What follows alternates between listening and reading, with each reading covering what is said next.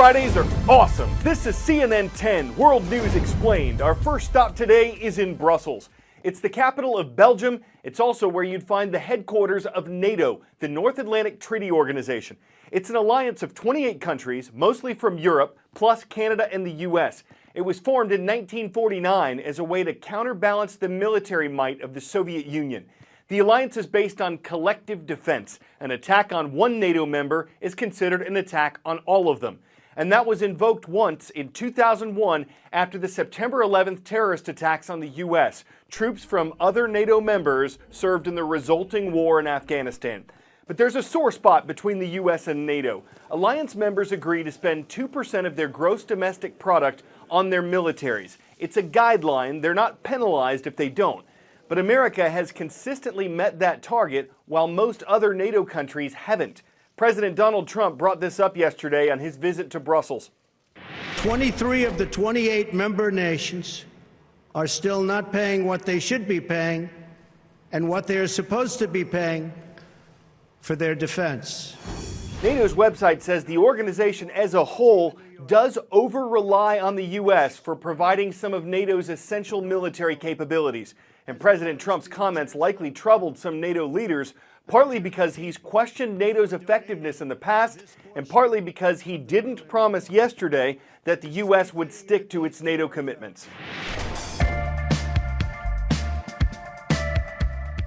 It's been a problem for decades. I would say 20, 30 years. Many U.S. presidents have talked about NATO members needing to take on more of the burden. President Trump wouldn't be the first president that has tried to do this. President Obama made the case, as did President Bush before him. There was a breakthrough in 2014 at a summit in Wales, but there are other factors.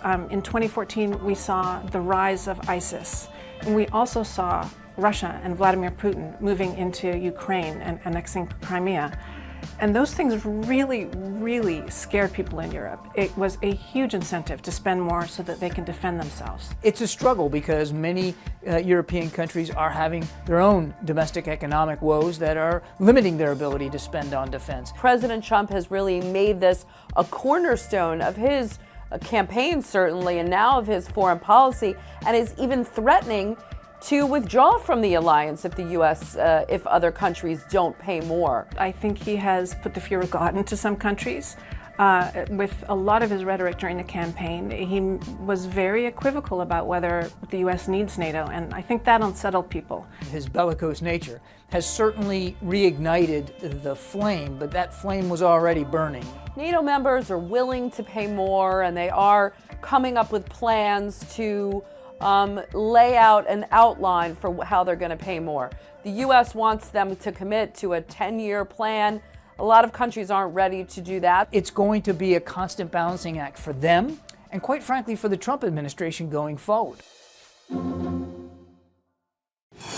10-second trivia.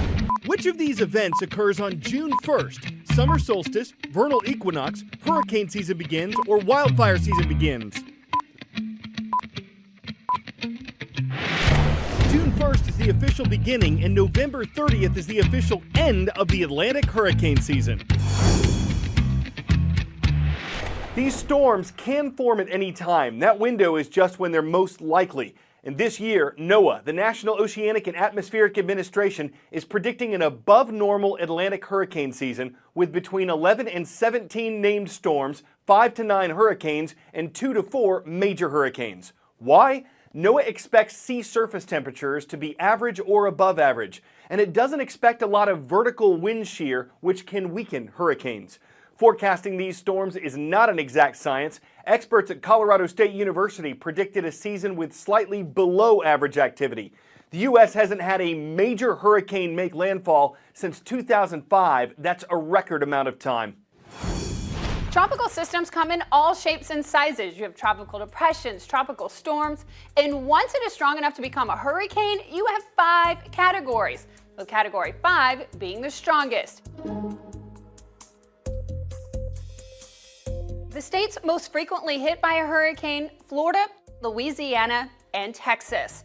But as much as we know about hurricanes, forecasting them is still a challenge. Just as we name each storm has its own personality. like Katrina in 2005, which intensified rapidly overnight, going from a Category 3 to a Category 5. It became the fourth most intense hurricane on record as of that time. And the forecast track can change dramatically, like Erica in 2015. Or a system that can be viewed as relatively weak, like a tropical storm, could end up like Tropical Storm Allison in 2001. The remnants of the storm stalled over southeast Texas, dumping 35 inches of rain over Houston in just 5 days. The storm became the first non-hurricane to have its name retired. According to InsideEVs.com, which covers news about electric vehicles and tracks their sales, there was a dip in the average number of electric cars sold in the U.S. between March and April. Still, for the first 4 months of this year, EV sales have been higher across the board than they were last year. Is that a sign of things to come? For the past 100 years or more, Americans have mostly bought cars, filled them with gasoline, and driven them places. Get ready for all that to change. First, electric cars are coming on strong. Batteries are now better and cheaper to make.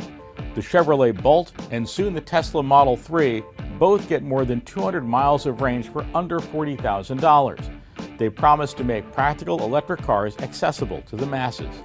At the same time, advances in computers, software, and sensors are bringing the dream of self-driving cars to reality.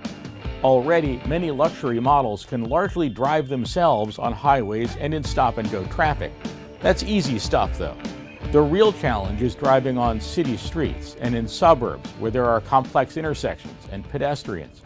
Companies from both inside and outside the auto industry are working on those problems. Several automakers have promised to put self-driving cars on the road in just a few years.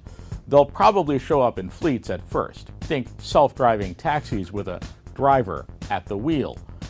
Once cars can drive themselves, car sharing becomes much more attractive. After all, if your car doesn't need you to drive it, why just let it sit in a parking space all day? For that matter, why buy a car at all, when you can cheaply ride in one that's just driving around on its own anyway? With all this going on, it's no wonder automakers and auto industry investors are nervous about which companies will come out on top when the future finally arrives. And it's arriving fast.